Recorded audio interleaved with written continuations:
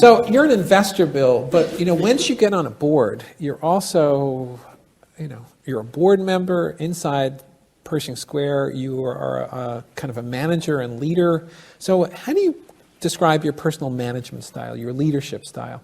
Not necessarily as an investor, but when you're actually leading things inside or around. Okay, so the only leadership role I have in a public company today is I'm chairman of the board of a company called the Howard Hughes Corporation. And there I'm a non-executive chair, and I work, I have an outstanding CEO, a guy by the name of David Weinrev, who runs the company, and he's outstanding. The key things I did there were, one, I recruited him.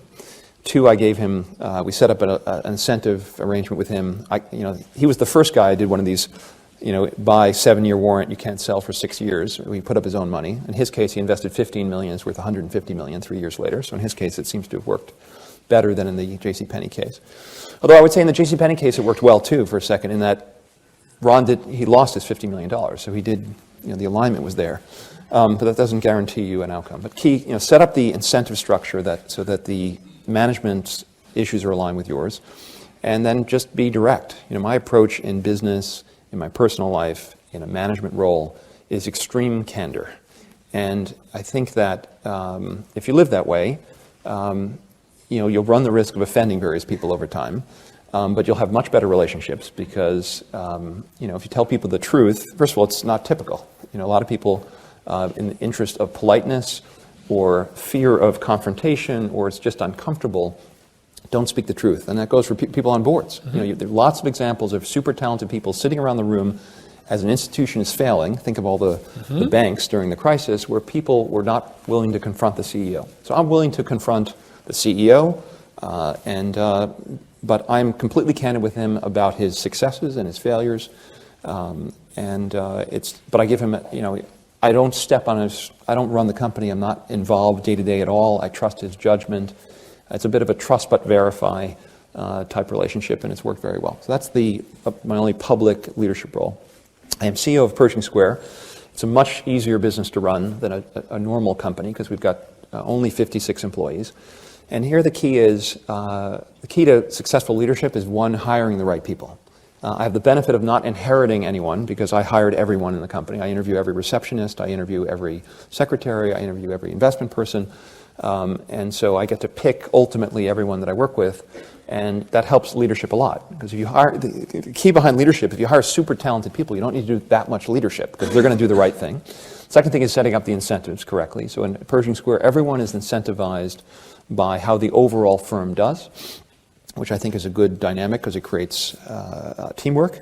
I follow the same extreme candor approach in evaluating people.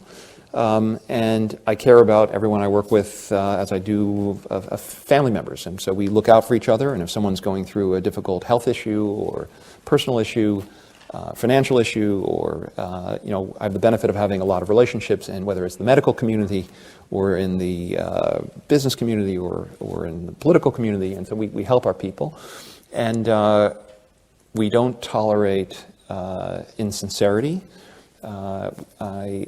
People are encouraged to admit their mistakes immediately before they figure out a solution to the problem. So when I hired my CFO in the first year of working with him, he would approach me with a mistake he had made after he had figured out how to solve the problem. And I would get angry with him every time. I said, no, I don't want to hear about the mistake after you figured out the solution. I want to hear the mistake now, and then we can work together on solving the problem. So I think if you have an organization where people very quickly admit mistakes, and where you're candid with them, and they're not punished for making a mistake, that is a very good dynamic. And it's worked very well. We have almost no turnover even in the reception desk at Pershing Square, and that's worked. It's been a good model. Great. And so I don't do that much leadership, other than I guess on the leadership side, I think you have to